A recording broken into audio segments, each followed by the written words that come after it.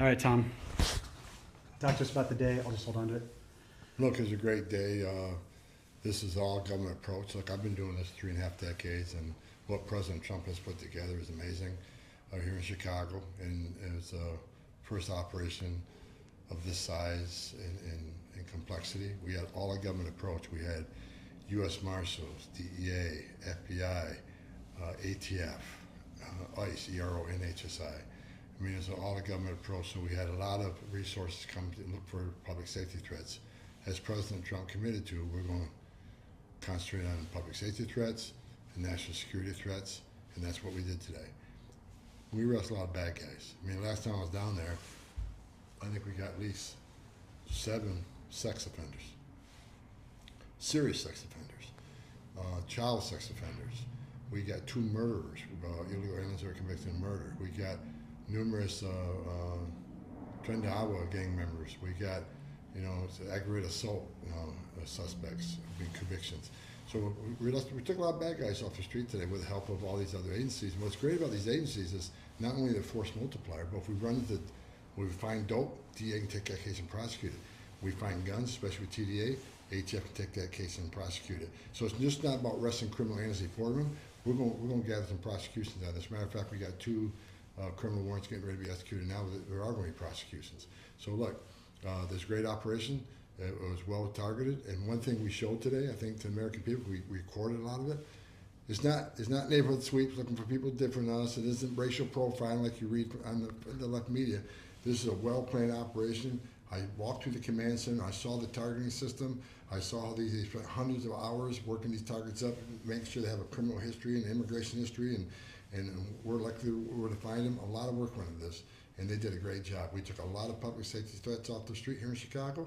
This city's a lot safer today because of what ICE and the other agencies did here today.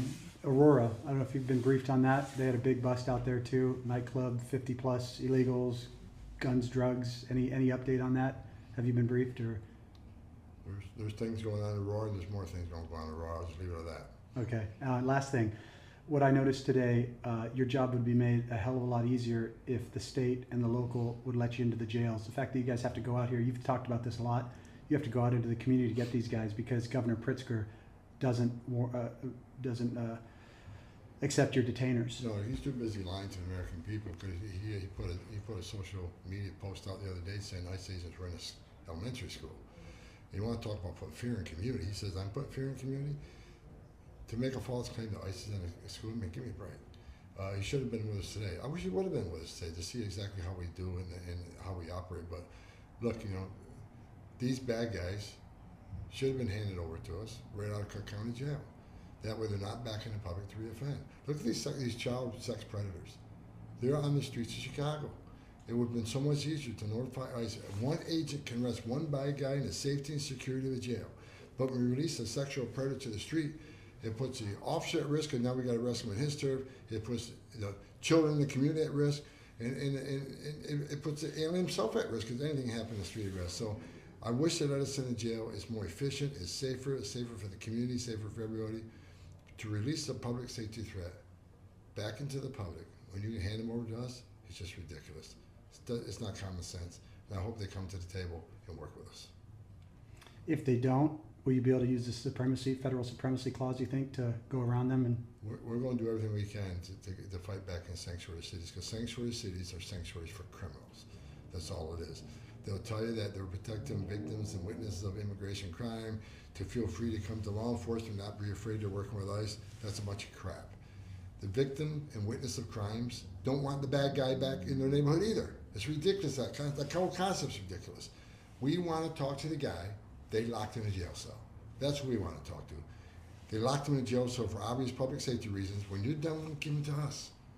Protect the immigrant community. Where's that illegal alien likely to recommit? In the very community he lives, the immigrant community. So protect the American communities, protect the immigrant communities, protect our officers. Give us the bad guy in the safety and security county jail. It just makes sense. Law enforcement should work with law enforcement. Thank you, sir. Got it.